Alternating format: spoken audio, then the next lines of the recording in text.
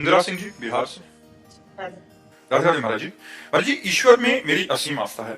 अपने सभी धर्म ग्रंथों को स्वयं पढ़ने की इच्छा भी एवं लालसा भी रखती हूँ। वर्तमान में प्रतिदिन रामायण का पाठ 1 घंटा कर रही हूँ, दुर्गा सप्तशती का, और महाराज जी देवी में विशेष भक्ति है। महाराज जी, किंतु तामसिक भोजन से मन नहीं हटता, साथ ही कुछ गलत देखकर क्रोध भी अधिक आता है। नहीं, तामसिक भोजन का जबरदस्ती त्याग करना चाहिए।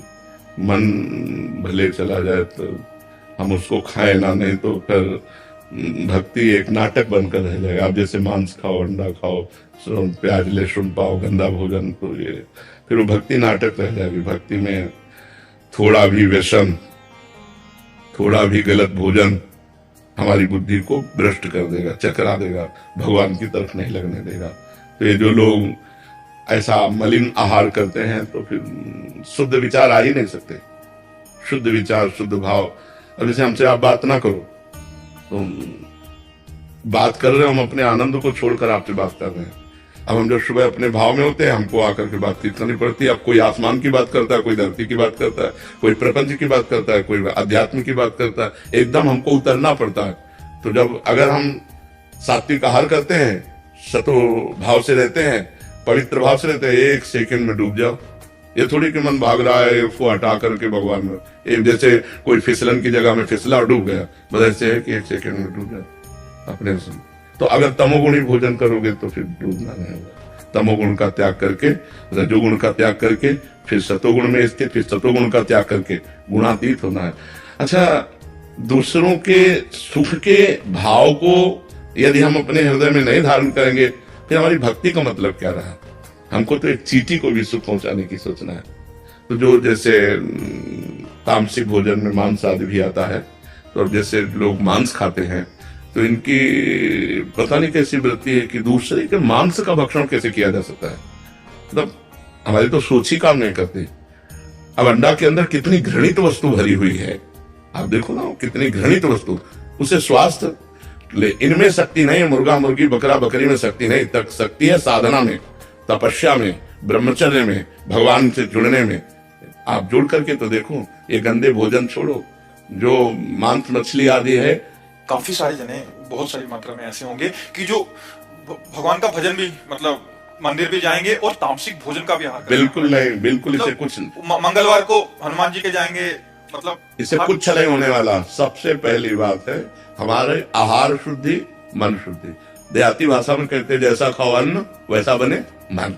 देखो, अगर हम शास्त्र की आज्ञा का पालन नहीं करेंगे और मनमानी आचरण करेंगे तो नरक जाओगे। पहले आहार शुद्धि, मन शुद्धि। अगर जैसा खाओ अन्न वैसा बने मन। किसी भी प्राणी को दुख देना, हनुमान चालीसा का भी पाठ करते हैं। ये अपनी वासनाओं की, अपनी जिह्वा को थोड़ा रोको यार।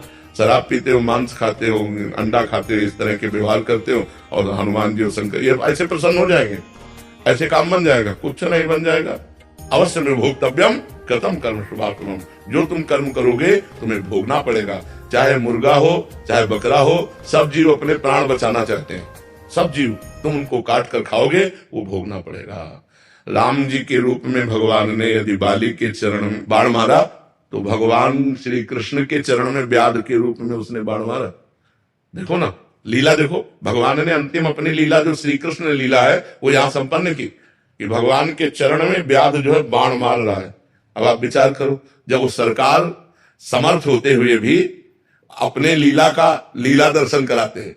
श्रवण कुमार के वध का संयोग बन गया दशरथ जी के हाथ से, शब्द वेदी बाण मार दिया। तो देखो, उनका जो कर्म था, वो तड़प तड़प के अपने पुत्र भगवान राम के वियोग में प्राण त्यागना पड़ा कि नहीं पड़ा? भगवान उसको मिटा सकते थे, लेकिन भगवान नहीं मिटाते। अवश्य में भोक्तव्य, गीता जी में कहा। इसलिए हमारी प्रार्थना है कि तमोगुणी भोजन का त्याग करो, सात्विक भोजन, और संयम से रहोगे तो तुम्हें जो बल आएगा वो एक महान पवित्र बल होगा। आज बल नहीं दिखाई देता, चेहरे में कांति नहीं है, विचार में पवित्रता नहीं है। ऐसा नहीं, हम पशु नहीं हैं, हम मर्यादा से चलने के लिए हैं।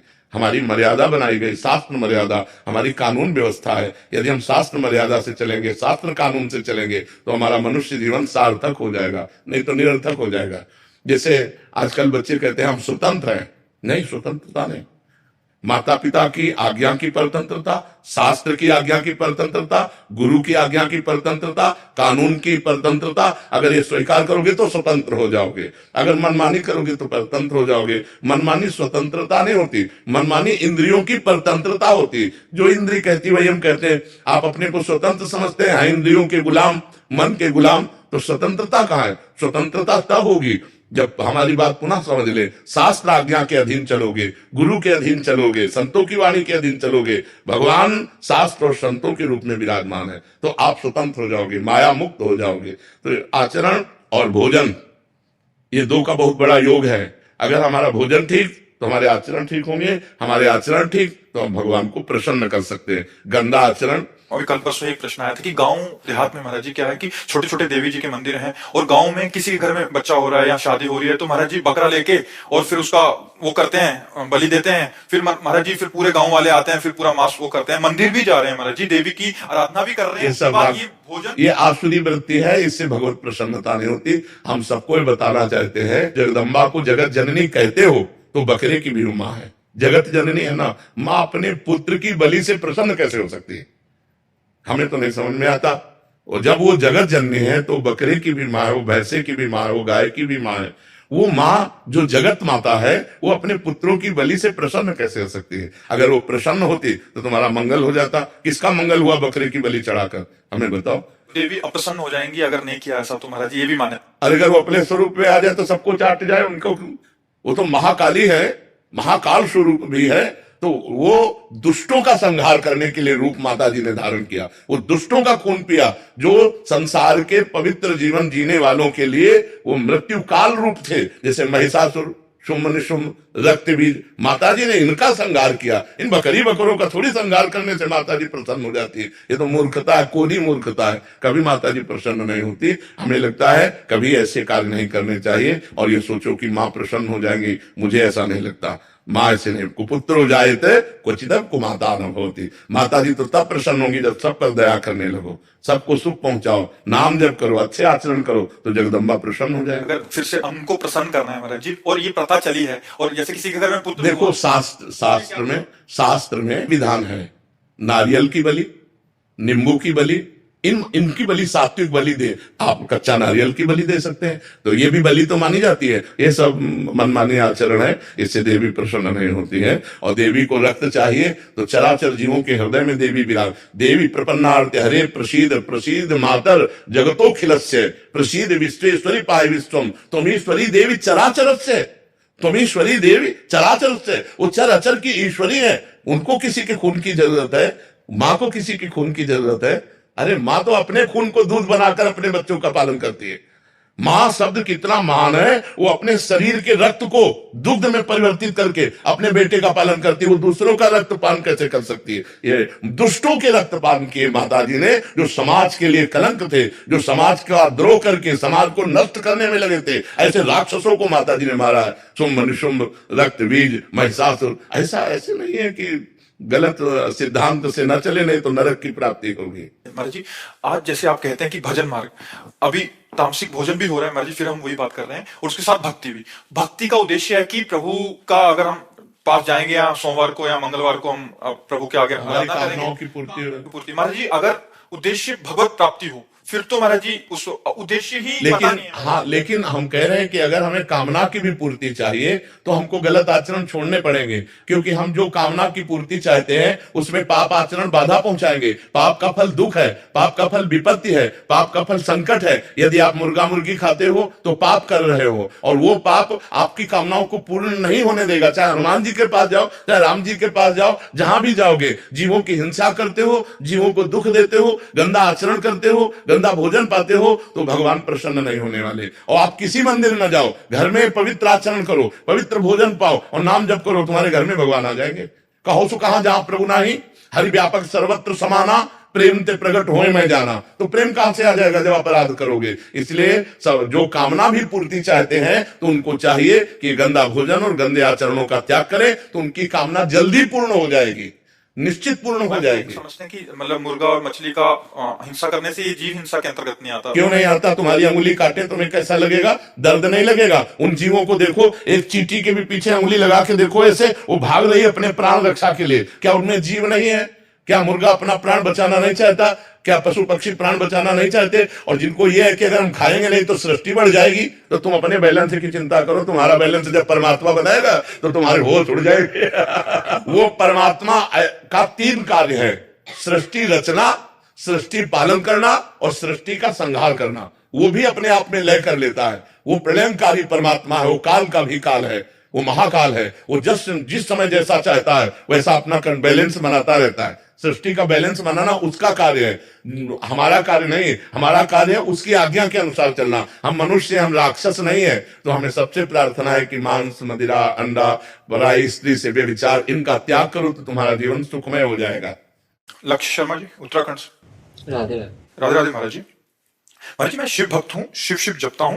महाराज जी, मेरा प्रश्न है कि जब आप काशी में थे तो आपने गुरु का चयन कैसे किया? अतः गुरु हमें खुद चुनते हैं। जब आप वृंदावन आए तो नाम और मंत्र आपके श्वास पर वो कैसे परिवर्तित हुआ? वैराग्य पंथ से प्रेम मार्ग में क्या पूर्व नाम जप की गणना नए पथ में जुड़ती है? इसे नई साधना मानेंगे या पूर्व की? कैसे बताओ तो पूरा इतिहास है बचपन से लेके अभी तक का। तो क्या कुछ शब्दों में बता देते हैं कि जैसे हम घर से निकले तो हमारी खोज हुई। 2-3 दिन में सबसे पहले बड़े भाई आए तो उनको कठोर जवाब देकर वापस कर दिया। फिर पिता आए। पिताजी बहुत कड़क स्वभाव के थे, कठोर स्वभाव उनका था।